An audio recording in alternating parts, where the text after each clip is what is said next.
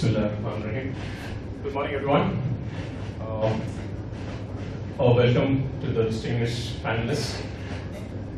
Actually, for me, it's a privilege because I'm sharing the stage with people who have been, whose writings I've been reading over the years, and Sir Alexandre Barbosa, under whom I worked in the Herald. It's a privilege to be on this stage. And at the outset, also congratulate the Girls Islamic. I also congratulate the Girls Islamic Organization for organizing this campaign, Phirse Kitaab, and this literature festival as part of its concluding ceremony. Prakash Kamath, whose name was on the panel, is fallen sick, so therefore he is not able to join us for this panel discussion. But I welcome you all once again. And not getting into much of the academic discussions normally that happen around literature, this will be more of how we perceive society, how we look at writings in general perspective. So the first thing that I would actually pose to all of you, and I would like to have your opinion, is about writing per se and reading habit, because this campaign itself has been about reading. So before even we move into social change and how those things happen, do you think writing and reading is still constant? Has it improved or it has digressed? Your opinions on that? Alexandre, sir, would you like to start? Hello. I think this will do it. Yeah.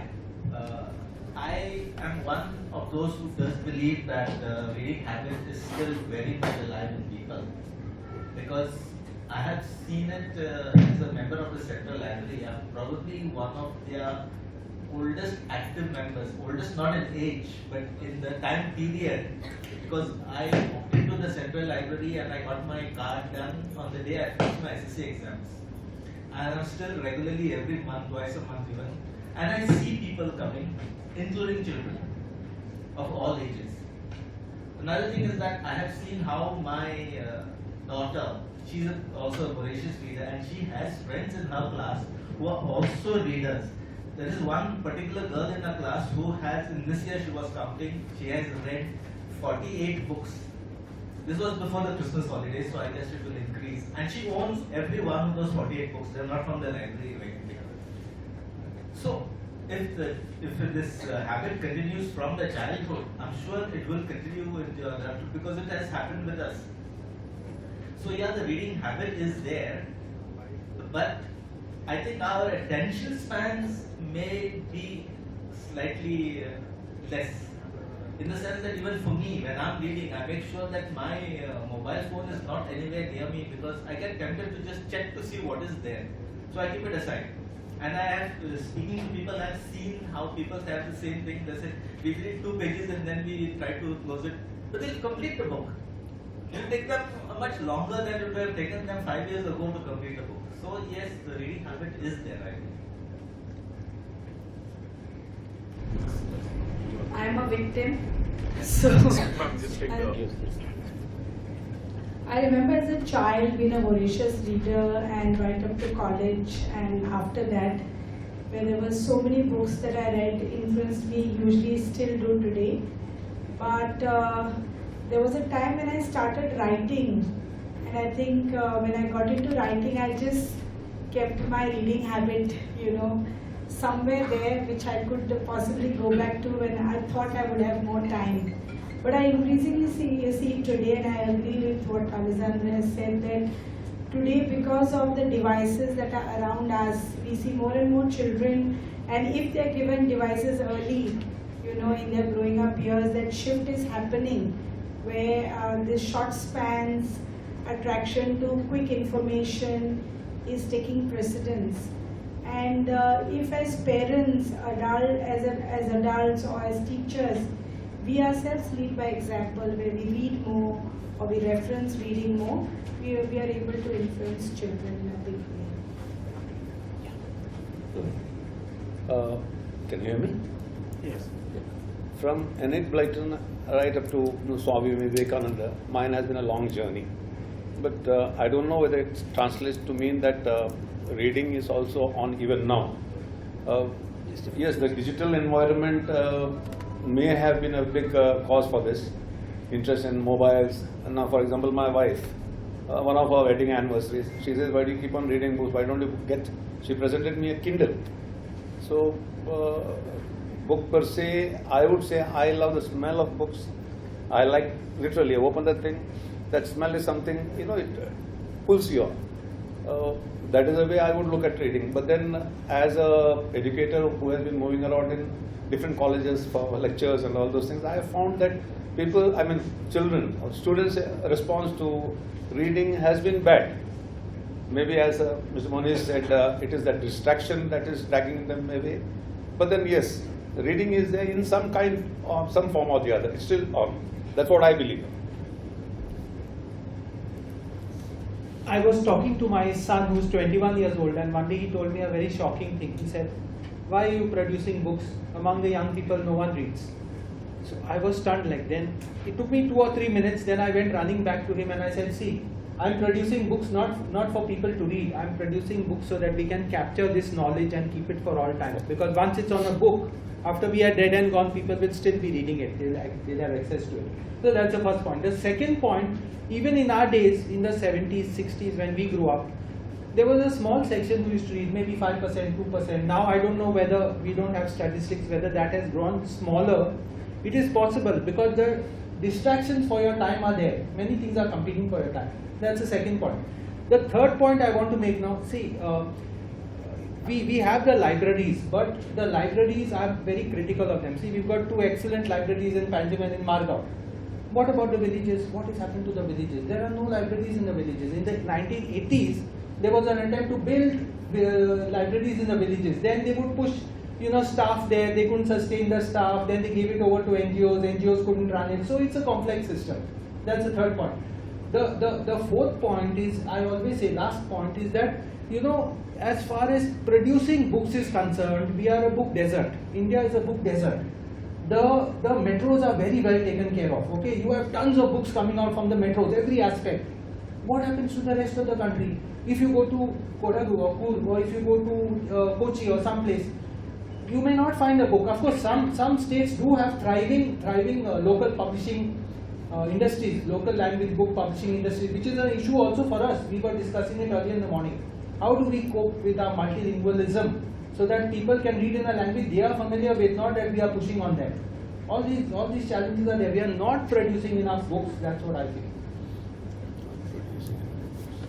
I think that in some ways in some locations the reading habit has increased in Goa. I'm talking with reference to Goa for some people, and for others it has decreased. Like I am saying it from the point of view of that I do access central library and sometimes the university library for reference, and I can see the difference from the earlier years to now, that in the reference section there are hardly any people doing any reading either in the central library or in the university. In the university almost none, and in the central library I find they must be doing reference for their PhDs or something like that. I feel so, or their dissertations, but generally none. Generally hardly any. So in that section there's hardly any people. But I do. I'm also on various groups and WhatsApp groups, and I go for some reading discussions sometimes, book readings, and I find that there is a whole lot of people who are interested in and who are still reading because they pick up that book, they discuss that book. So there are people reading, but they're not. I do not know whether the reading habit has been there in a big way in Goa in the first place, before also. In the sense that, and if it is there, because also if it is there, it's also, again, we have so many languages, so meaning in Goa, small as it is. So I think what happens is that, so if I am into reading English, I will read English books. obviously, because I may not know the other languages, and so also with Konkani and Marathi, because these are the two other languages in which books are published. But I think that also in the again within Konkani there is Nagari Konkani and Romi Konkani. We cannot miss these political realities also. So the thing is that there's a whole section that reads Romi Konkani. So they're not reading Nagari Konkani. So this reading habit, like, I mean, it's kind of distributed this way. Varies between. Yes, and also that as far as the writing, I think there is more writing happening now because writers have access to spaces. People who want to write have more access to spaces to write. I remember that when I used to write for Herald long ago, I mean, I'm talking of a simple article, op-ed article. You have to go there and give a copy, meaning a printout. I mean, I come from that age. So now you can just email it. Also, for any references that you want to make, you can access it through the net, to kind of build a holistic view. Just a minute, I would like to add something, please. Rico mentioned about libraries in the villages. We have amongst us personality, Dr. Narayan Desai. He is a person who started a library at Ponda. I mean, he was telling me last time the response was so bad. The books are there, but there are no people to read it. So even in villages and all, as compared to cities, I mean, as he says, situation should be bad. So with that, I tried getting to know how many titles of books are published every year. So an estimated 90,000 titles are published every year in India. In India. And that's a big number. So I was wondering whether these books now, as we are looking at books, and yes, Albertina, ma'am, what you just said, how far was the reading habit always a part of people?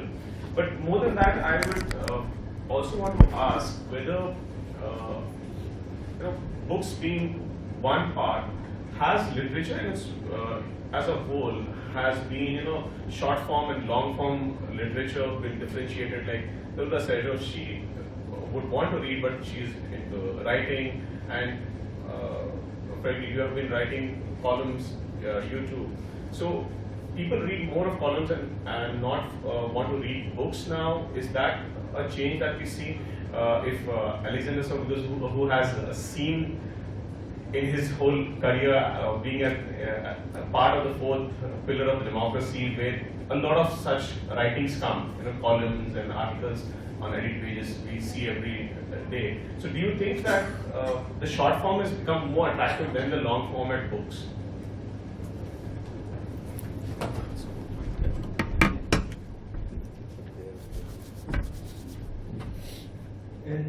I think the short form and the long form, a book and a column cannot be compared exactly, because there will be people who will only read your short form newspapers, who will never read a book, and there will be people who read both things.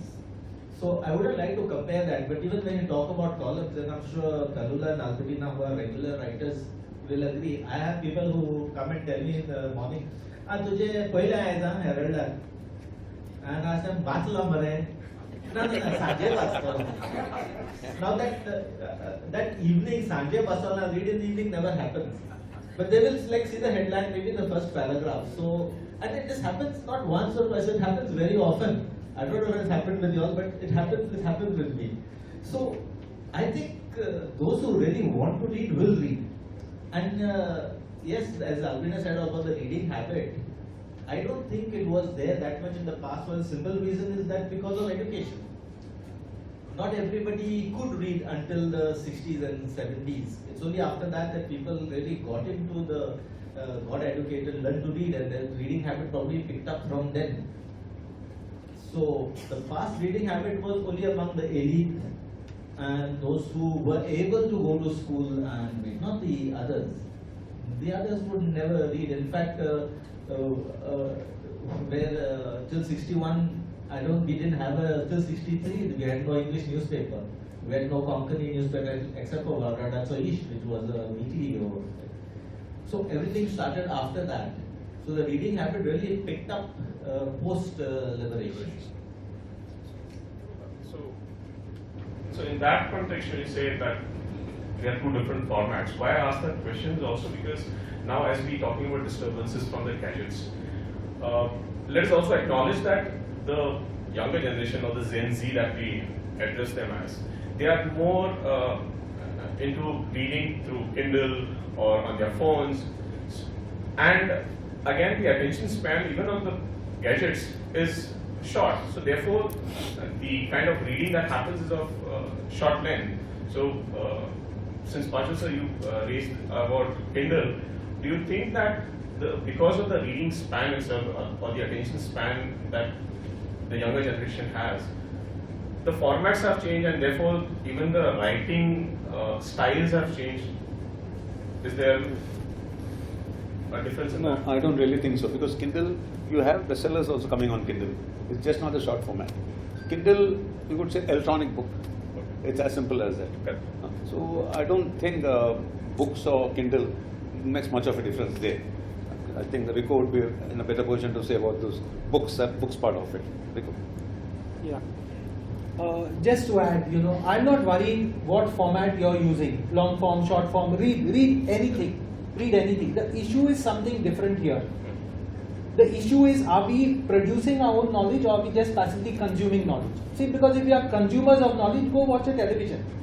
That is what e-reading is making us all out to be. Okay, we have struggled and reached a point where India is capable of producing its own book. 90,000 figure, it keeps on being mentioned, but that there is a big question mark over. Who's coming and they don't have records and all that.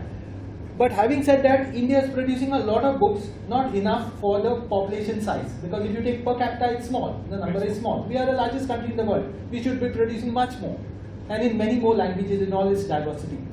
But what is happening is that if we become consumers of knowledge, see, social media, as Albertina pointed out, was supposed to help us to become consumers. But we are again becoming producers. We are only reading what others are writing. Then in our mind is getting colonized. We think that the center of the world is somewhere in UK, US, somewhere there. Why can't we do our own work? Al Jazeera, for example, has rewritten the rules of the game. By getting the best journalists and doing a very professional job, they are creating knowledge from their perspective. And I think all of us should be doing it. My appeal, it's very nice to see a initiative like this taken up by a group. Because especially of girls, because we have these stereotypes about what girls are supposed to do and all that. So, my appeal to you all is one thing: write your story, tell your story. If you don't tell your story, no one else is going to tell it. So this could be just a community story, it could be a school story, it could be your life story, it could be your story, as a Muslim girl or whatever it is, because these are the voices which everyone needs to hear. So sorry, I went off the point, but I was trying. I would just like to interrupt Talullah and point out that there are initiatives. She was bringing out an excellent children's magazine, which I used to love to read whenever I got out for the Herald. Yeah. But sustaining these initiatives and scaling up is proving to be a challenge for most of us, for all of us, including myself. I'm not saying that I'm better or something. We cannot sustain, we cannot scale up. It folded up. What a excellent magazine it was. I don't know how many of you all saw it. For children, talking about science, talking about environment, talking about, very nicely done, 10 rupees or something. Sorry. So I have a few points that I want to make. One is this what we call short format and articles. Till today, I have a lot of people, reaching out to me saying that, oh, I read this article, I read your article, it was really nice. Some years ago, as part of encouraging my own older son to write, I used to give him punishments, and they were writing punishments as reflections. And I published his writings. And when I was doing that, and when the book came out, I realized there are a lot of young people writing. Parents also encouraging their children, and I got into this whole world where small children, young adults were writing their own books, novels, expressing their thoughts, and I think that is important, to be able to share what you're thinking. And then of course a tryst with Herald, with my partner, we ran this for nearly about 9 months, I think, and the issues were financial. But initially it started with, putting together writings ourselves based on the experiences that we were having with the children or the children were experiencing. But then we started gamifying writing, giving them incentives, and there were so many children, writing. The whole magazine was ran by children in a way. And I think this needs a platform, and we will still find, if we encourage children, you will still find children wanting to express themselves. I think that platform is missing. I think I'd like to recollect, there was this book walk that Frederick had organized around a book which was written by one Talullah D'Silva on a village. So at that time I was thinking that, this helps because now I'm looking at purposive writing and purposive reading, okay? So I feel that, okay, there is a story written in thing, its context, that was of course a book about the village, but even if a book is written in a particular setting, then you go and you actually get a feel of that setting helps. It kind of makes you more drawn to that book and to understand what is it, because even if something is written, there's always more than what is written behind what is written, so to say. Yeah. And that helps, so these I think are maybe better, innovative methods for also inducing more people to read and inducing more people to understand what it is. I don't know if you have heard of this, but there is, I forgot the name of this young person who came from Bangalore, but she started an initiative called Panjam Reads. They meet every Sunday at the Kampal Garden. You can bring your own books, and I've met so many children, bringing their own collection to be able to share. Bangalore also has this in the gardens, and I think there are many like that. So, 1 minute. So, you mentioned about short format and long format. yes. Now, I am a columnist. Okay. I have so many practically every week I have 3 columns Yes. coming. Now, today's newspaper is tomorrow's scrap. Agreed. It's Raddi. Alright. So, people like us have a feeling, liking. My article should come in a book form. So, a collection of those articles come as a book. So, now how do you differentiate whether it's a short format or a long format? I have made a book. Right. Correct. So that's what I said. The differentiation between short format and long format. Yeah, from all those points, I pick up one very important aspect is about expression, giving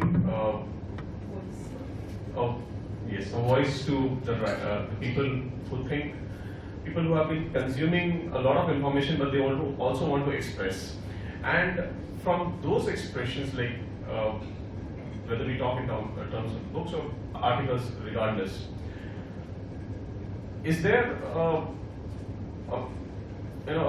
perception where people over the years, if you look at history, writings have always been the backbone of any movement. If somebody wants to, take their goal ahead, you'll find that over here. So I'm sure you'll agree with that, and the fact that you're nodding heads, I take it as a yes. So if you can point out if in your memory you find any of such writings which have made the purpose of that movement or that organization easily accessible or viable for them to make the inroads to the population.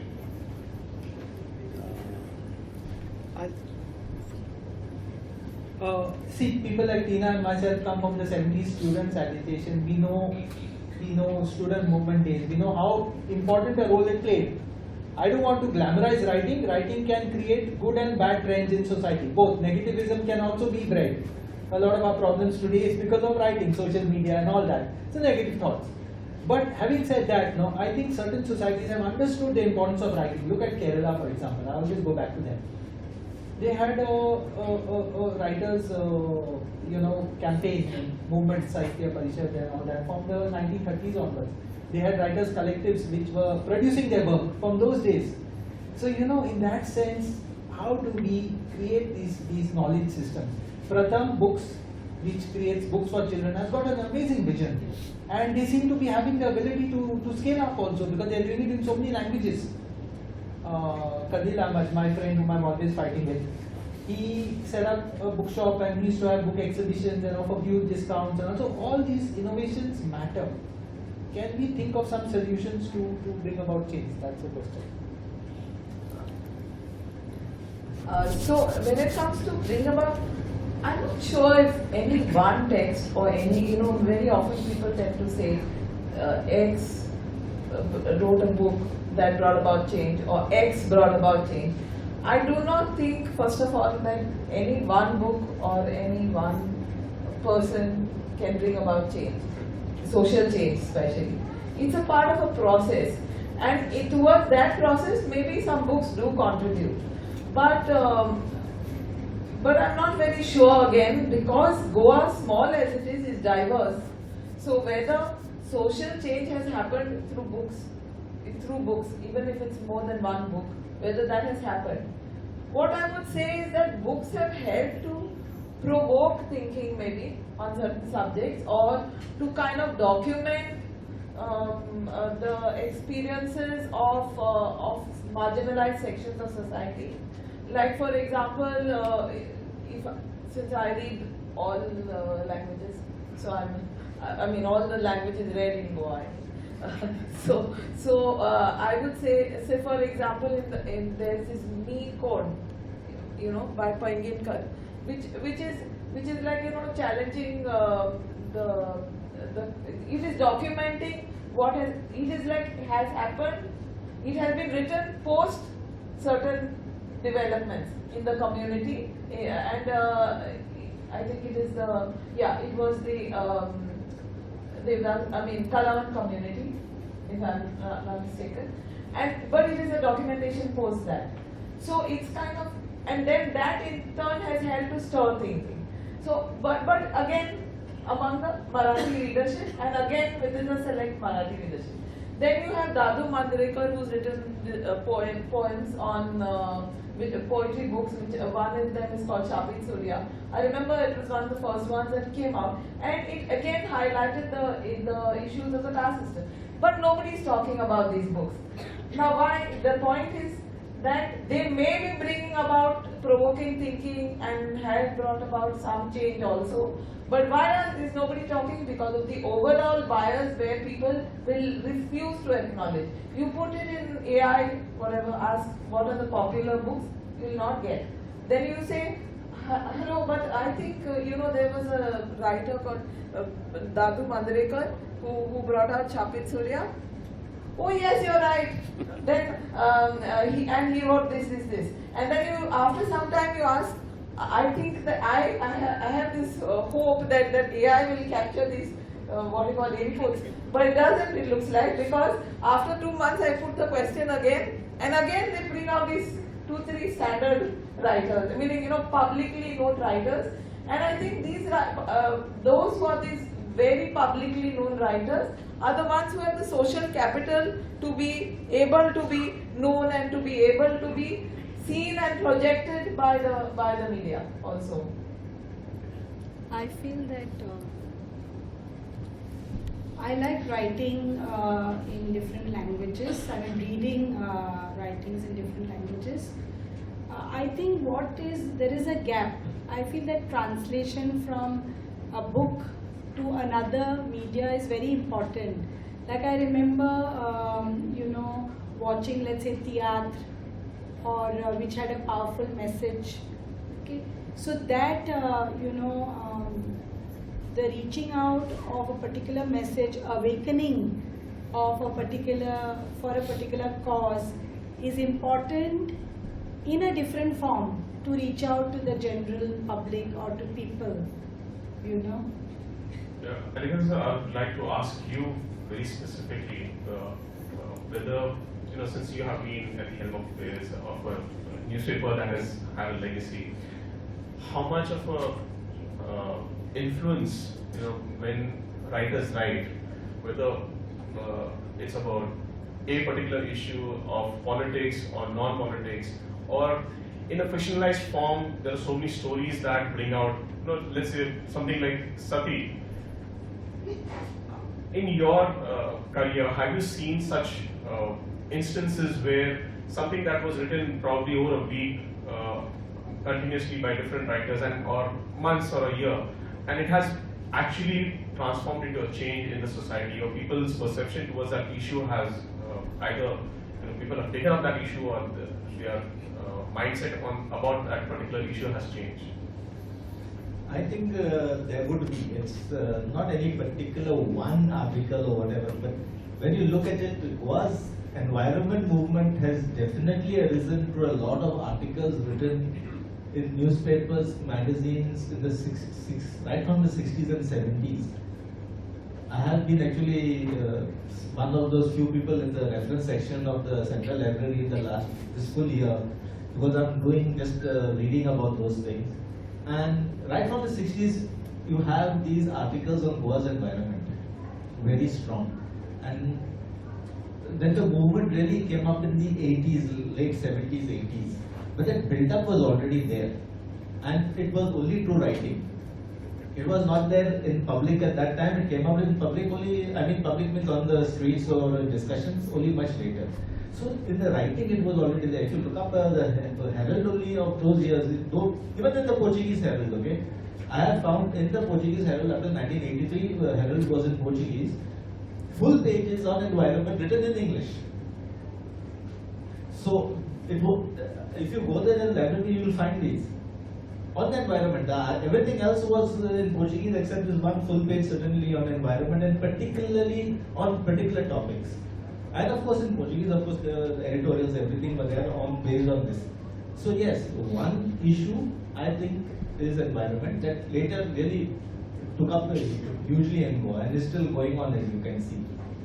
But over a week or so, when you say, I am not too sure, because I think a recent example would be the Arbora fire, where it was such a huge issue. People have written about it, but it has really not brought about a change in people's mindset or in the social change. Our consciences have not been pricked by that, I think. Before I go ahead, I'd like to inform the audience that after we finish questions with the panelists, I ask questions. There will be an time for you all audience also to ask questions.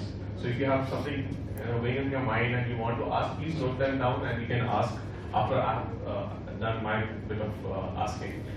Well, why I specifically also ask about, you want to add? Sorry. You are talking about activism. I think more than articles, over the last few years, it's been letters to the editor, which has been creating wonders. I don't know how much of impact it has had, but it has kept that issue alive in their minds. Now, as we all say, I don't know how much of writing will help you or help give consciousness to those matters. But yes, letters to the editors would be the best. Activism, from the activism part of it, letters to the editor has been the best. That's what I feel. I also started writing. Actually, when I was just out of college, I remember I started writing letters to the editor on various things, cutting of trees or, like an accident that I had witnessed. That actually led me to write more. Yes. From letters to the editor, I started writing on other topics, and got opportunities for it. So I think that is very important. And if you look at the environmental scene today, activism and writing, I think the writing has been more about creating awareness.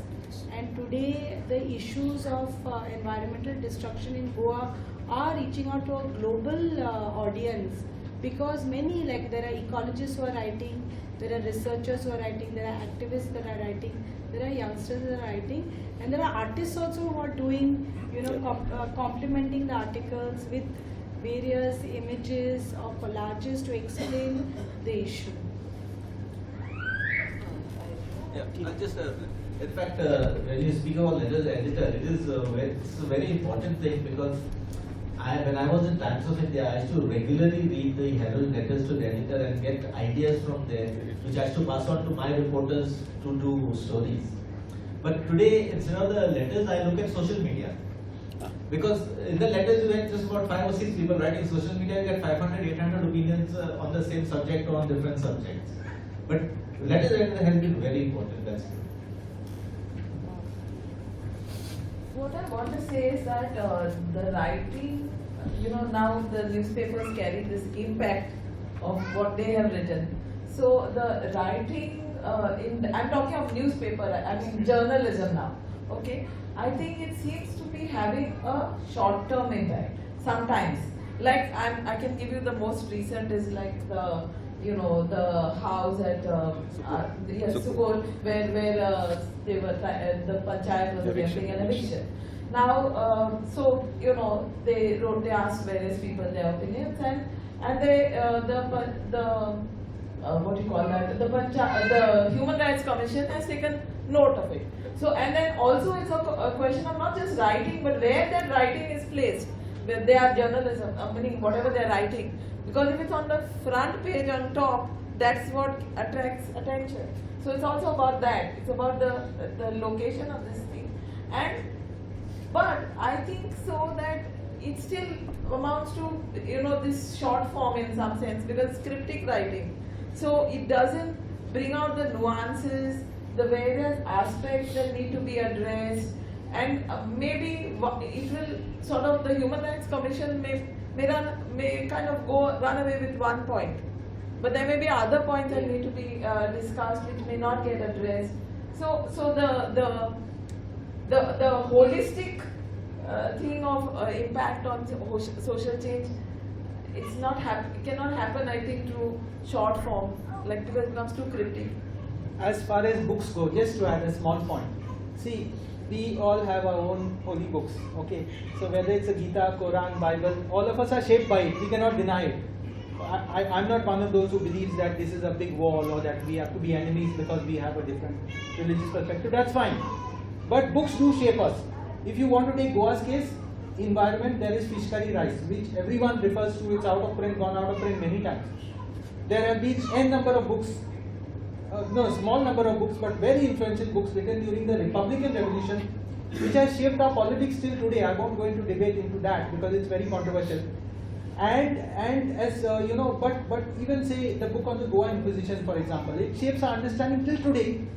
And when you go deeper into it, you realize that much of what is contained there is based on a very kind of selective representation of that, if not of the Black Legend of Spain and a whole lot of other controversial issues, which may or may not be right. What Tina mentioned, Nikon and Dadu Mandrekar, see, we are getting caught in the politics of language. At one stage, I was making a Wikipedia page on Madhavi Sardesai. They are telling me, they are cancelling the page and saying Madhavi Sardesai is not prominent. So I was scratching my non-existing hair and I'm trying to think, how is Madhavi Sardesai not prominent? The problem is that she is appearing a lot in Konkani, which is not archived by the search engines. And even if they archive it, they don't understand it. So she's invisible. And she's a woman. That also, that is a different debate. But language, gender is there, but language is causing walls. It's causing walls. How do we break these walls? How do we go beyond it? Last point, we started a Wikipedia in Konkani. Unlike the official policy, our approach is that all scripts are welcome. Now we have Perso Arabic, okay? Our techies tell us that there is some problem because it's a right to left script, but we are not trying to exclude it. There are Arabic Wikipedia, so there should be some solution for that. But where are the volunteers? In Bhatkal, they are using till today. They say, no, that script was used. They have shown us magazines where Bhakti Navaya is produced till today. But, there is a gap.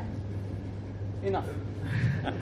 So the point why I asked also made that mention. I asked about how much does it impact, because we see over the years at regular intervals there are books written of writers who want to express a particular opinion, and there will be somebody either because of the public pressure or organization pressure, these books will then not be published, or even if they are going to print, then they are banned for print. So, does that then make at times the book much more important, and the writing per se itself? When I ask the question whether it adds the change that it makes. So, if not at the as I said, not a single book probably won't make such a big difference. Why is it that at times that governments react so strongly to a particular book, a particular column or a writer? Anyone want to take that? Didn't get your question. I'm saying when there are Why ban books? Why ban books? when government Should books be banned? Yeah, why should books be banned if they are not creating such an impact? If you say one particular book or one particular article in this whole new voluminous writing is not making a particular change or impact, then why is the government or the systems or the publishers or an organization taking that effort to ensure now that particular writing or that particular writer or a book should be stopped from reaching to the public? You know, Shoaib, the point is that the times are changing. See, there was a time where printing was tightly controlled. Okay, so there was fear of the printed word. The Vatican had one list of banned books, and then what they found was over time was that those books were becoming more popular. People were going to see what is in those banned books. I think today the thinking, of course, correct me if I'm wrong, the thinking is that if a book is bad, ignore it. But sometimes it can cause a problem. Sometimes it can cause a problem. I remember when I was working for Deccan Herald, just before I joined it, there were riots in the city because someone had carried a short story there which was pretty insensitive about, I can't repeat what was said there. And Deccan Herald is a very secular paper, but it slipped through. It was a short story, it slipped through. It made some nasty comments about religious leaders and all that, and there were riots and 4 people died. So I remember Deccan Herald put apologies all over the place saying that we apologize for this, we are very sorry. Now this was a totally unintentional mistake. What do you have to say to it? Writing can be incendiary at times. The British colonial laws, which we still largely follow, can take care of all the problems, but they are not implemented. So I'm not sure whether, I'm not saying that unban everything. Sometimes it may need to be used, but bans can be counterproductive. Bans can cause their own problems. That's how I see it. The lawyer is sitting here. No, I think I'm one of those who always went to read the book that was banned. So I remember that I read, Taslima Nasreen's book Labja because it was banned. It wasn't like something exceptional or extraordinary, but I ended up reading it. But it was okay. It was making a document. It was documenting certain things. But I ended up reading it because it was banned. So that is one thing. And today, see now a lot of these things are books. You could get books on LibGen. But the thing is that they have the government has banned it now by a court order. But you know what? If somebody wants those books, the way the internet is, there's always, I know how to access already now those books which I cannot now access on LibGen. So there are other ways of coming out with it. So in that sense, the ban doesn't serve a purpose. But the ban, in fact, as I would think, makes you read that book, which you may have not got down to reading in the normal course of things. It may be not your kind of book. Also, I think what happens is governments ban books when they are sent, when it has to do with something which kind of relates to religion. Then they tend to ban those books. But when they do that, it's like it excites invites the attention. And I think if they are now on net, they will get many more clicks, which is important on the net, as I understand it. So this is how things work. Also, I feel that the books cause the books that one thing is to do with religion, but the other thing is when they are sensational. But this is the question I want to ask: when women are writing books, very few of those books are being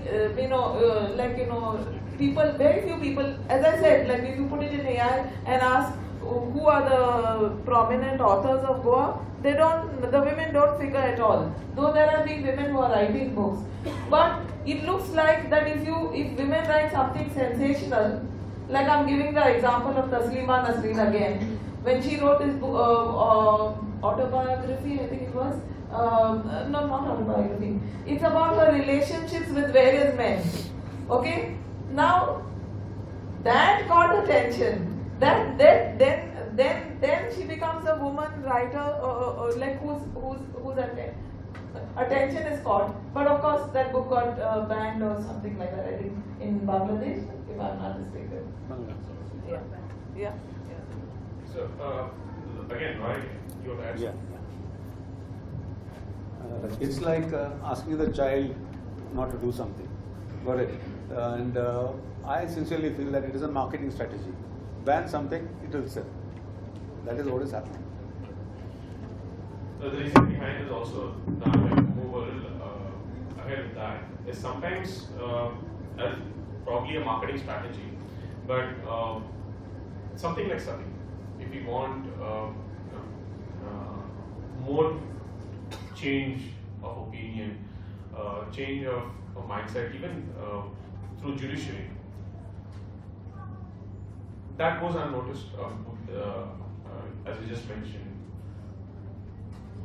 In the larger perspective, if we want to say bring about the or see the attention of the judiciary or the government of the day, what kind of writing and whether it's going to be just articles, as we see,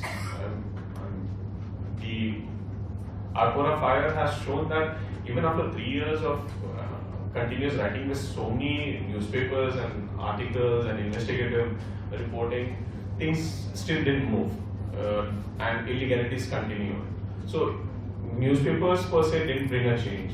But if you want change from the judiciary, how do we approach the judiciary apart from the judicial process through writings? So, I'll give you a good example of what we try to do through a program that was meant for the judiciary. You know, once the Domestic Violence Act was enacted, like we didn't want to talk of the very obvious. Everyone knows if you hit somebody hard and there's blood oozing, that that's domestic violence. But like, you know, when you're talking of marital rape, that's not understood. So, so we thought that we will highlight those things with the judiciary. And now, we can't highlight it because we appear as lawyers before them, or we have a... So the idea was that let some students do a skit, and they enacted that thing. So that's one way. But another area that I think that needs exploration is short stories that highlight that issue. You know, which needs a policy change, or there are stories, for example, written by Vimla Devi, this Monsoon. There's a compilation which is talking about various issues around relationships, marriage, love, etc. These stories. So now, and then for example, one story talking about communion of there's a proposal, and then the man is saying he would like his the properties to be separation of assets, the marital regime, you know, how the marital properties will be held. So now this way one gets a sense of what is playing on the minds of people, etc. And I think these should be part of these kinds of stories. More of these stories should be surfaced. Even there must be, I'm sure also even Alexandre has written some stories on some areas, and they should be surfaced, and they should be part of the judicial training curriculum as well. Before I know of an initiative where I was part of this global shapers with young leaders, and there was this lady from Gujarat, Ahmedabad, and to create awareness among children about law, they had like a graphic book called Law Tunes, and it created awareness about good touch, bad touch, and really did well because children were becoming aware of the law through cartoons. You know, so there are a lot of ways to do that. So one thing is that activism writing or activist writing columns and publishing books. But the other side of it is when we see this happening is there's a lot of glorification of personalities in terms of to undermine the other aspects which are exactly pole opposite to the current realities. Now, in this sense, what kind of writings can, in the contemporary situation, help, bring out these issues and help the readers across sections, because we are also talking about, I do not want to get into the controversies of how languages again play politics, but I'm saying across the languages, what kind of issues and what kind of writings should be promoted so that we are, in whatever length of time, we see these changes, whether it is about sati, whether it is about education, whether it is about pedophilia. These are social realities that we are seeing, but how do we counter them with, and what kind of writings would be through which the younger generation could be reached to? If any of you could be. I have been concentrating on articles wherein I deal with the common facts. Climate change and environmental changes and all are there, fine, notwithstanding. But there are more issues like, say, fatalities on the road. It's because of not awareness of all those rules and all those things. So I have tried concentrating on those things, not to say that any change has happened, but yes, those type of writings I have been attempting. Just to add, see, the politics of knowledge creation, that is one huge elephant in the room, okay? So powerful forces, powerful sections dominate the press. Today, where is the critical space in the media in that sense? It has shifted to a few small alternative players in like Newsclick, News Laundry, Wire, or whatever it is. So in that sense, there is a certain push which is pushing out certain forms of the news. So there is an invisibilization of a whole lot of stories which no one wants to discuss. No one wants to discuss. Now the wider story behind Arpora is your tourism, like running roughshod over certain villages, not all of Goa, certain villages, which is the wider issue, which is not on the agenda, because these guys are big advertisers. In fact, they will get Birds by Romeo name will be given awards, and then the same newspapers which gave them awards will write full of articles full of angst about what is happening to Goa and things like that. So there is a certain power play going on in the media, in books, in what we choose to publish. We have to accept it. Having said that, the barriers of publishing are lower today, because with print on demand, anyone can print 100, 200 copies of any book. So we have no excuse. But are we equipping our young people to read, to write, to create knowledge over a period of time? That's the question. So what should be done? That is Awareness. How we can make the younger generation to write and. The right time to plant a tree was 20 years back. The second best time to plant a tree is today. No. So if we have not started so far, let us start. This is We have a long way to go. Long way to go. I think I don't exactly subscribe to this thing of skill building of people, because you can end up building skills of people for the who will use that knowledge which you are providing kind of liberally, because you're thinking that it will work towards change, and they become people who write something completely. So I think that this skill building or enabling writers has to be accompanied with some kind of social justice education. So that there is some kind of thing to provoke that should provoke them to think about areas that have been have been in the shadows, so to say. So that the writing also that comes is critical writing, if it has to impact and bring about change. And talking of the Arpora, there are other areas as well. What about workers' rights? So till we have a tragedy, we won't wake up. Yes, and until we have a tragedy, and areas which are not, even after the tragedy. Even after we may not wake up. There's no guarantee. These are not the areas, because again, the dominant areas will get discussed. I think there is a solution. I think there is a. You have provoked enough people. I think there is a solution. I worked a lot with college students, and we looked at issues. And instead of just writing a report or doing a research, and now everybody is using AI. You don't know who's writing what and what is the fact and truth in the matter.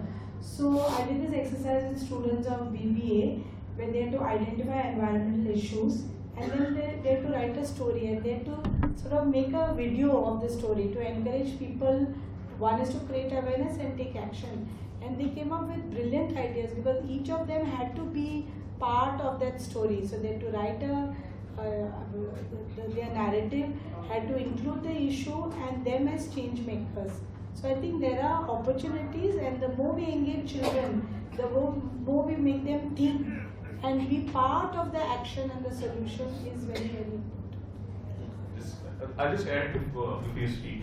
Because you are somebody who's, as I just mentioned, you are doing research and you write books. So how to bring the younger generation towards doing this research? Because as both of you mentioned that even in the reference section, there's hardly anybody there. Is it going to be just pure opinion, expression of opinions, or beyond that, how do we make the people to read and write? See, I think that has to start at home and in schools. I'll just give a couple of examples. I was at one of these government colleges about a year back giving a talk on journalism and things, and it was a full big classroom. And I asked them the question, how many of you all read newspapers every day? One teacher put up a hand. None of the students. I said, I'm not talking about English newspapers, Marathi, Konkani, Hindi, whatever it is. Nobody put up their hands. I said, how many of you all get newspapers at home? About 4 or 5 put up their hands. Then I was doing another session in a college in Pachu. And this was English literature class, the first years and the second years together. Same questions. Very few put up the hands. So okay, I said, as English literature students, how many of you all read books? One boy put up his hand. In the class of first years and second years in a city college in Pachu. So then, how do we get people to read? It has to start at a young age. And I think that the 2 libraries, district libraries at least that we have very good children's sections. Not just books, but children can spend an entire morning or entire afternoon, evening in this section, reading, playing. They have a whole lot of these stuffed toys and other books and things, and nobody is stopping the children from being over there. Unless the parents bring them and stay there with them, it is not going to happen. I think parents have the first responsibility of taking their children to the libraries or to reading rooms or whatever. It's only then that it can happen. Then the next step comes in the schools. How many schools, if we don't have village libraries, how many schools have libraries? But the government has schemes for books for libraries. Government is actually funding books on a monthly basis. Central Library or the Art and Culture Department, now libraries come on the Art and Culture Department, they buy X number of books and they send to all these libraries, village libraries, school libraries, whatever. How many of these books actually reach the libraries and then reach the children? So teachers themselves also have to start, and unless this starts over there, I don't think it can happen. And to back your previous question about the columnists, especially writing, you said what kind of issues should be taken up and how. See, it's becoming a little bit difficult because none of us seated over here are now active journalists or writing on a daily basis. So some of us write once a month, and some like me write once in 6 months, whatever I find interesting, and the newspapers get to take it. So what happens is that you take up a topic that is recent. You are not an expert in that, but you will still have an opinion and you will write something. I think that we writers also should pick up our subjects that which we are experts and stick to them. So that I know that when Talullah is an architect and is also environment is writing something, she's an expert in this subject, she's going to write on this, I will read that. So I will read Albertina when she writes on the law and thing. But it's not happening that way for the simple reason is that we get that once a month chance, and we don't want to let go of that burning issue. So we start writing on everything, and then the reader also starts wondering like, this person was writing on this subject, now is writing on this. It has happened with me also. I've written on every possible topic on Goa. So we are not becoming subject experts on any particular subject. once we are subject experts and the reader knows that this person is writing on this subject and is an expert over here, I will keep reading. I think that is also important. I also feel that while we are talking about encouraging reading, what needs to happen is also, many youngsters will not like this, that we need to ban use of phones and this in certain forums, because there are already many countries and many places where they have like a day where you keep your phones away and you spend all your time reading and playing board games, talking to people. I think because the moment a device is there in a room or on your lap, you're going to be distracted, and many of the teachers are facing, professors are facing this challenge. So like the bagless days for schools, we have gadgetless days in our higher education institutes. Okay, now putting out the panel open and for the audience. The audience, if anybody would want to, please raise your hand. Please introduce yourself before you ask the question. So I'm Janeta Singh, and I'd like to add to the discussion here and draw your attention to the book reading culture, book reading events, right? And my journey here in Goa began with book readings that I would conduct at different schools and colleges and also art galleries. Now what happens in a book reading, like we have libraries, we have books for children like you were saying, in villages too. But there has to be a facilitator. There has to be a person who is passionate about reading and kind of, passing that to the readers. It could be children or adults. Now, for the adult, book reading workshops, a few people would turn up. But whenever I conducted a children's book reading event at different places, there were a whole lot of children who came. And then it was also a paid activity at Carpe Diem and Netajali Gallery. And I did a whole Shakespeare series at Sharda Mandir School. It's also Xavier's College. I was just talking to Yasser now. We got introduced, for the first time, and it was that I had done one in the MES College, right? So when we do book readings, it's the character study, the symbols, motifs that come out, the interiority of characters. You can pinpoint the question. Yeah, it's not a question. I'm making a comment, and like I said in the beginning, I'm contributing to the discussion. So it's the book reading culture which is so important, which has to be added to those books and libraries which exist at all kinds of levels. And there's a pattern to this that I wrote for the Navin Times for 5 years, and I had a book column.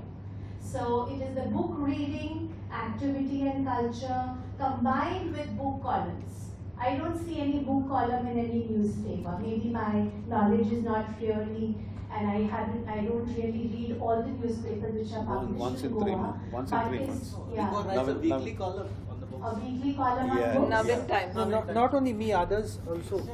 There are. But- There are. But Like in what you're saying in regional languages like the Konkani paper, and are there book columns? There should be a book column in every paper, which should parallel the book reading activity which is conducted on the ground level in schools and galleries and colleges and all kind of forums like that. That really encourages reading, because children can then read between the lines and so much more comes out of it Thank you, ma'am. than just handing them a book. I'll just make an announcement. The collaborative arts session has started in room staff. And raising readers session in Zuari. So, Ma'am, sit down, ma'am. Sit down. I am blessed to be sitting here, Phirse Kitaab Literature Festival, and under Girls Islamic Organization in Goa, and so many young girls volunteering around, and panelists as experts in your own area. So now my thinking is about young children. Reading habit happens when the child is very young. We grow up reading the books.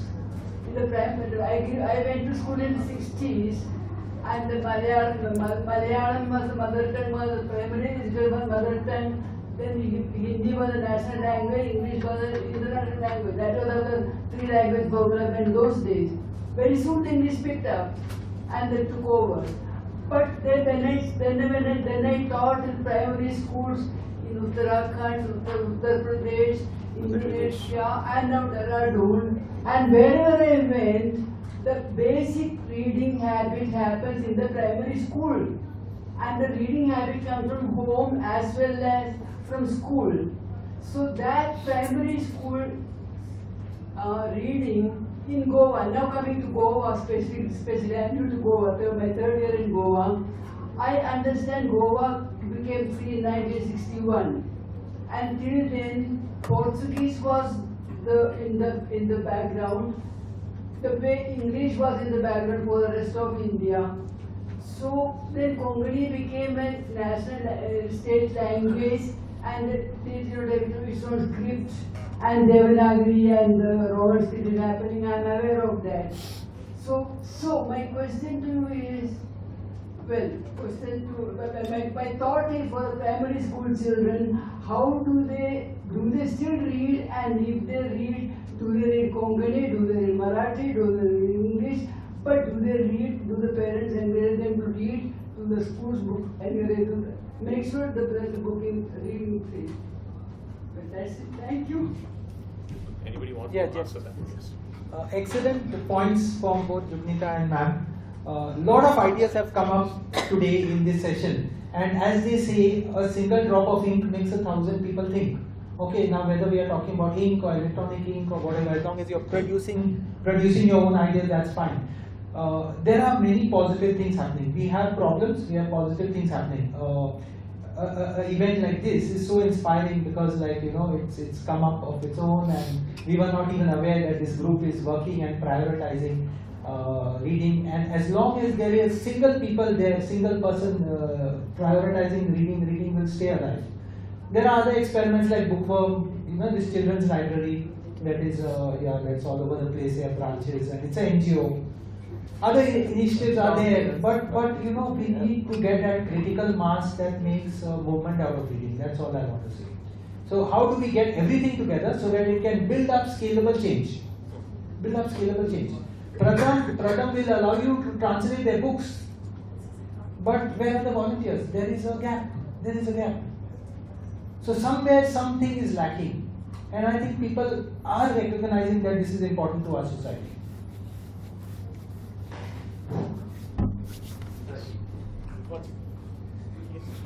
Hi, I'm Yasser, and my question basically is, does it have to be a book? I mean, in today's time, if I ask my student, they'll come to me and they'll tell me, I'd rather spend 15 minutes watching a YouTube video where there's somebody telling me about the summary of the book and the gist of the book rather than read the whole book.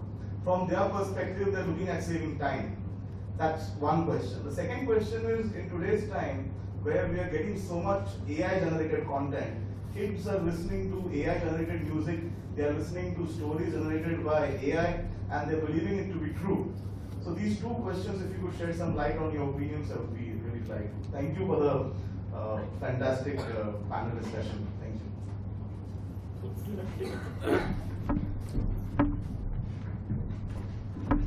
I totally disagree. It should not be a summary of a book. I can read a summary of a book on Wikipedia also. I can read. No, it's okay. I think it's okay. Reading the summary of a book and reading a book are two different things. It cannot, reading the summary doesn't give you the pleasure of reading the book, because a book, there is creativity in it. It is not just the story you're reading it for, you're also reading it for the language. And unless you can appreciate that language, then you're just going for the story. No, I totally disagree with that. It has to be, you have to read the book. No, I get that. My question is, how do we tell the children this? I get that. But what I'm asking you is, a child who doesn't understand that, the richness of the literature, they don't understand that. I mean, right? How do we open the path for them? what do we do to make reading more appealing? That's what I'm saying. So there is a way, I think we've already talked about, hello, there is a way, we've already talked about this, is inculcating this habit right from when they are kids, toddlers.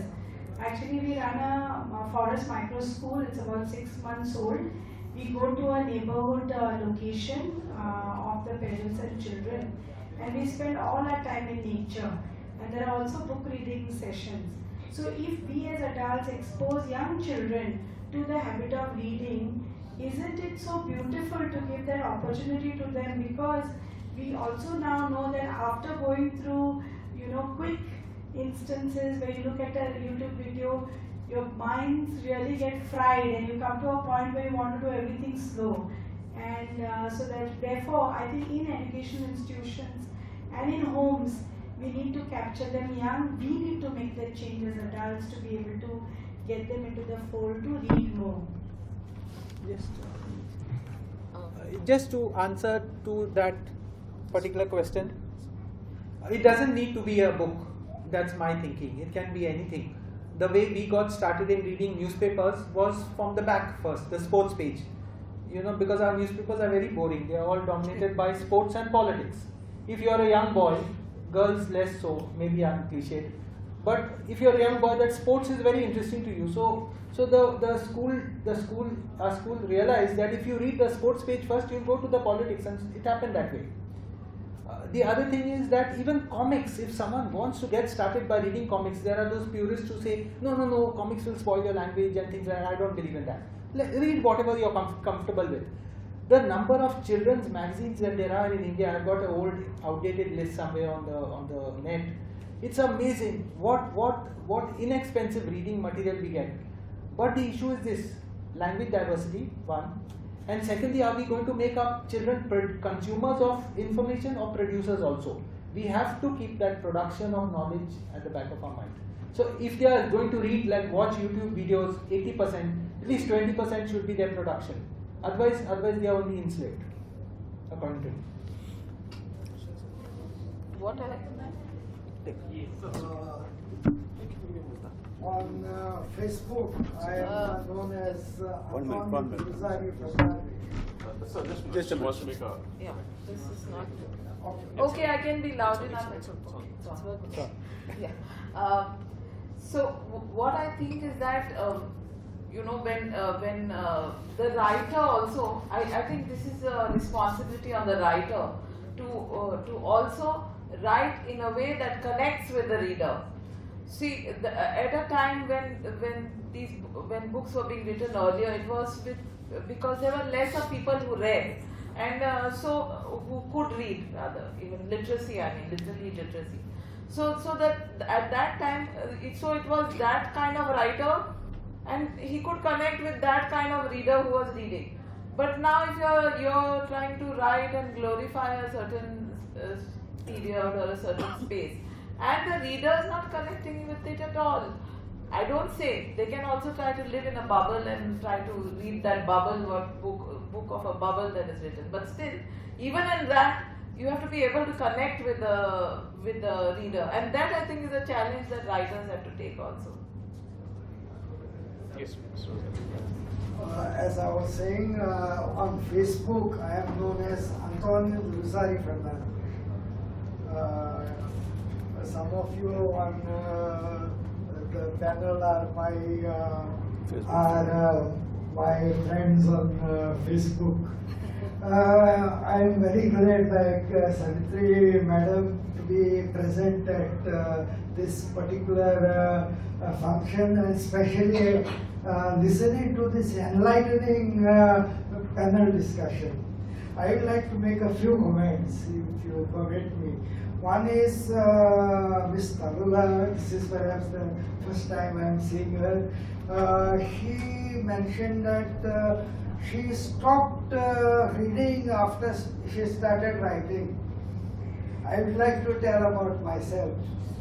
When I started studying about the Bhagavad Gita, I only knew that it was something that Hindus took an oath in in the courts. That's all. I wrote an article and to read it, to write it. Sorry to interrupt.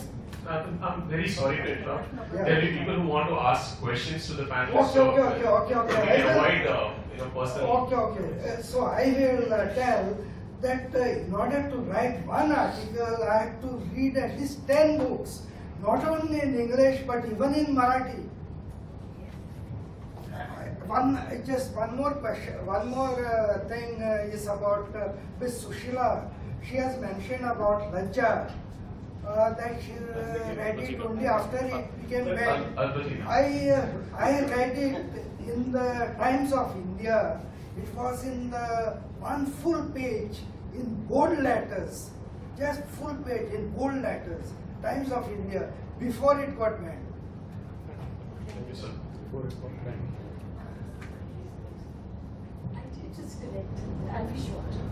I'll be short. I just wanted to answer his question and connect it with this. Like she said about reading, she started writing and stopped reading. I think maybe I've tried it on my students. Let them look at different YouTubes and give you a comparative report. So the thing is about imbibing knowledge.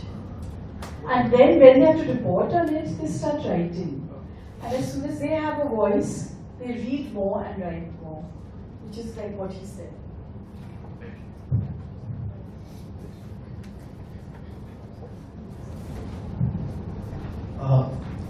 Just because the topic is literature for social change, and one line question. Does literature mean only print or book and only reading? Good question. Does literature mean only in book and ink? No, print. Print. So just for an example, Yes. the biggest international literary festival takes place in Goa, which is called IFI. That's all.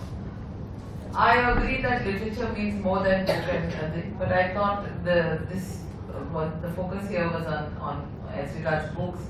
But I do agree, and I would like then in that case to say that there are other forms which have had powerful influence, those forms of literature, like the theatre, for example.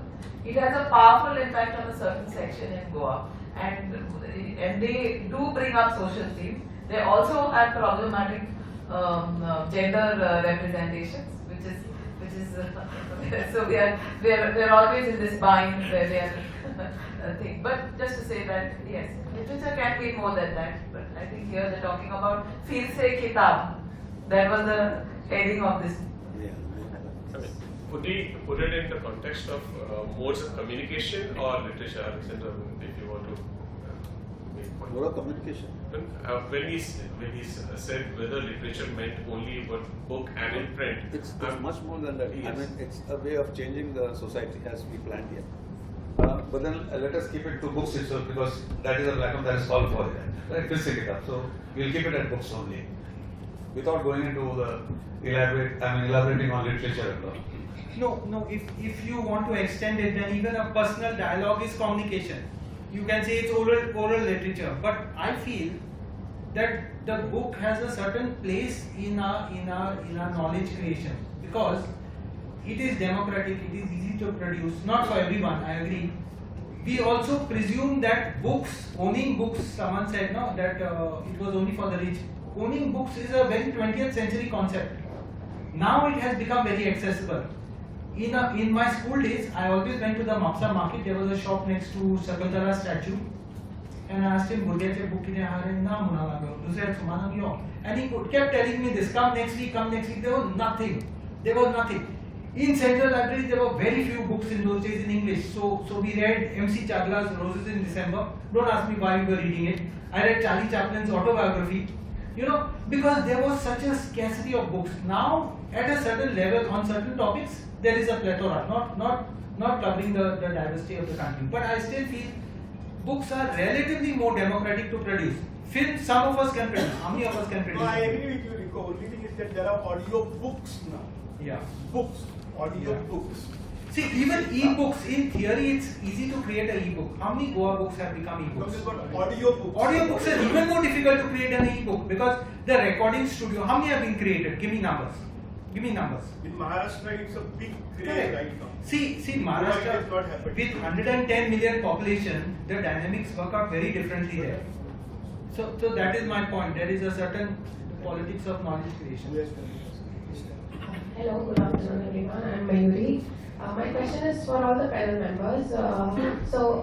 What are your thoughts on prescribing banned books in the syllabus? So when I was doing my masters, I had the book Lajja by Taslima Nasreen, and I beautifully written book that captures all the depth of the real life situation. But yeah, so I didn't know it was banned when I read it. So my question is that what is your thought on prescribing these books in colleges and on masters and bachelor's level?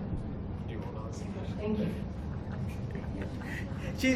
She sent us on a moral somersault, on an ideological somersault. It is like saying, what is your opinion on, say, giving a man who is intent on committing suicide, forcing him to accept medical attention? I don't have an opinion on it. Sorry, but I mean, it's an interesting food for thought. But the point is that we have an education system today which won't allow you to prescribe the banned books. So we have to address that aspect first. Because I remember when I was studying, and not in any college known to be very progressive, I studied in Demo Commerce College, and I think that at that time also I read a book that was banned elsewhere, but they had it in college. That was called Lady Chatterley's Lover. Yeah. So, but today, I'm not talking of that book as such, but any book that is banned for political reasons, you won't be able to prescribe it in the curriculum. Heavens, you will just have to leave your job if you're teaching there. But to give a counterpoint, our school was subversive enough. So during the emergency, we were reading Himmat magazine that was brought out by Rajmohan Gandhi's grandson. And of course, we were more caught up with that where spot the ball competition, no? Because they showed a cricket match and the ball was missing. So, but I think, yeah, but Tina's wider point I agree with fully. It's very difficult to get things into the school syllabus, especially in Goa. Other states may be taking a different policy. See, if a banned book can be prescribed, I think your question was, should it be prescribed or not? And I think it is banned for political reasons, it is prescribed for literary reasons, and it should be prescribed. But it can't be. Hello everyone, myself Aram Fatma. So I have a question for the panel people, like what advice would you like to give to upcoming writers in today's world? Like your time advice. Because now people mostly prefer AI tools and all. The originality we should prefer in our writing. My advice is one word, read. Simple. And my advice would be speak from the heart, write. But I would say, try to understand the subject that you are writing on. Try to understand what you are going to say to make yourself clear. Write on something which is important for you. Then it will just flow. I think all of us have stories in us. It's not difficult to get published. Selling a book can be a challenge. Sorry. Yeah. So write on something that is relevant to you and which you feel strongly about. I would add there to say that keep your reader in mind also. I just thought I'll add to what Frederick said about books, accessibility for writers to go to publishers. We have in Goa have a lot of audiobooks in Urdu. We've done it ourselves. I mean, we didn't have to go to any publisher.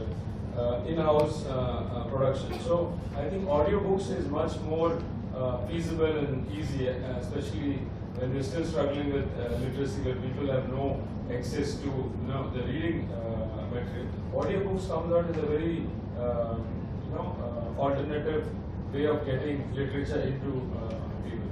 So we have audiobooks in Goa in Urdu. Excellent. Though I said something just the opposite a few minutes back, I'm not taking an ideological position on this. If you have the means to create it, and if you think that audio, which is a fact, that audio can cut through literacy, and it can take it direct to the language, and you can create it at a viable nature. It's an excellent approach. I would support it fully. And I don't think that you need to go through publishers yourselves. If you can create it on your own, do it on your own. See, publishing is not rocket science. It's not a difficult job. It's becoming simpler all the time. And use any technology which helps you to do it. I think it's great. And if you can keep it copyright free, or if you can share it under the Creative Commons, it's even better. Before, probably everybody would want to know one title or a book that of social change. So if you have something in mind after this question. Yes, sir. The last question for today. Yeah, actually I didn't want to go back, but then I was placed like that. So I'm taking you back to that question of prescribing the books. What is our reality? We are in a land where education is not able to manage libraries. The best part is that libraries have become a part of art and culture. Let us hope to bring them back from the psyche of artifacts. Actually, that is what is happening. So, we need to know the reality. Because we are in Goa, I am mentioning this. I am yet to find any other place where libraries have become part of art and culture and not education. Let us look at the things with perspective. I think that will take care of reading, because reading is not only of books, reading is also of time and also of the situation. Let us try and make reading a wider thing. At least for us, we need to do it in the interest of our next generation. That is what I have to say. The panel discussion was wonderful, but if we want to prescribe books that she was mentioning about, we need a different kind of movement.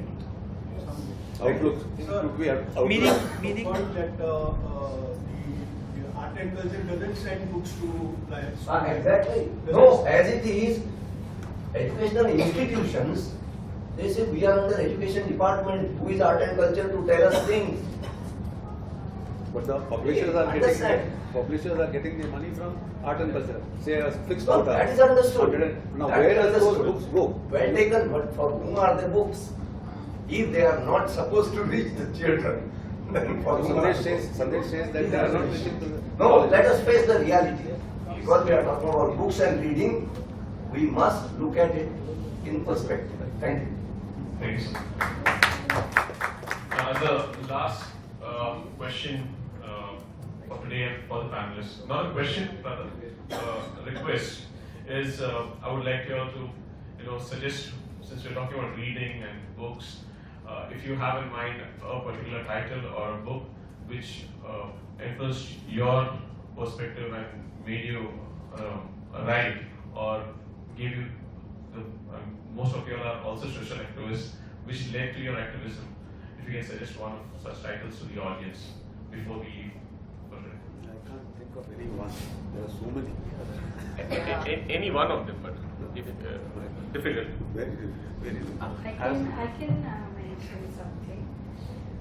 So I was very influenced by Laurie Baker, was called the Gandhi of Architecture. And I was, working with somebody who I worked very closely with in Goa. His name was Ramesh Pandekar. And he was instrumental in me reading a lot, reading newspapers. That's when I wrote the letters to the editor, during those days. But the Experiments with Truth was one book that I kept reading for a really long time. And then, of course, was The City of Joy and Alchemy. So I would say again that there's no one book that can kind of influence you like that. But if it's when something is collectively written, and I don't know whether I'm doing anything wrong in calling it a book, but to me the Constitution with all its elements has been quite influential in my. Although I am also critical that it doesn't absorb the special status issue of Goa, but because it was written before, you see. But I would think that it's a very comprehensive kind of thought-provoking It is more than a book. I'm not trying to get into any troubled waters here, but I'm saying as a book. That's what I want to say. And at a larger, at a level of, on environmental issues, the first, I think the book that I had read was, it was called Silence Springs, I think it was called. Yeah, so for the first time I tried, meaning, what we grew up in a thing that science is like perfectly neutral. So the whole challenging of things that we had taken for granted, that came with that reading of that book. Yeah, but it's just some of the books. Yeah, actually, when we talk about books, we always look at the big authors like, say, Tagore or whatever, Shakespeare and whatever. But I'd like to suggest if you really want to read, recently this book, Summer of 10 by Albertina Almeida, that talks about the current situation in India. It's fiction, that is something that can be read. And one book, again by an author that very few people might have read, Andrew Greeley by name, Patience of a Saint. That is another book that I read when I was very young, and that has remained in my mind ever since. So just these two books if anybody wants to look at. Just something that didn't change my life but someone else's life. So I gifted this book to my daughter, and it changed her so much that she decided a career based on it. It was Shaifali Vasudev's book on fashion. Shaifali was a journalist in Goa. Okay. No, I thought it was another one. No. She was a journalist and actually she went in for fashion designing and things like that. And she always said this book changed my life.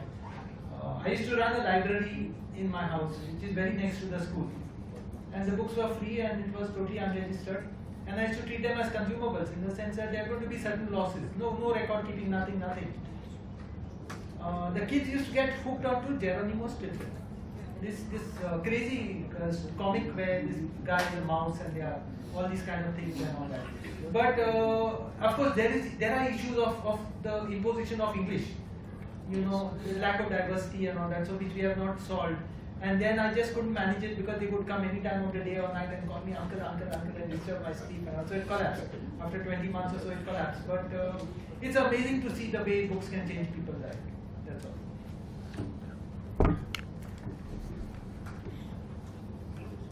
So maybe have a round of applause for all the panelists for that wonderful discussion.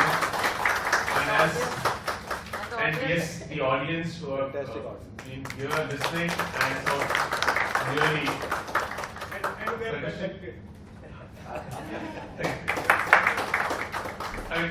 One thing that I can certainly take away for today is that literature in any form, and not just about when we talk about social change in the wider perspective, but definitely from all that I heard from our panelists today is, as you say, that every drop makes the ocean. So every individual who begins to read and begins to change for the better, for the progress. I mean, for everyone it's going to be different, but for every individual, whatever he or she reads and how they progress and add to the social change is what ultimately is going to be the success story of Phirse Kitaab. Thank you everyone, thank you panelists, thank you audience, and once again congratulations to Girls Islamic Organization for organizing this wonderful panel discussion. Thank you.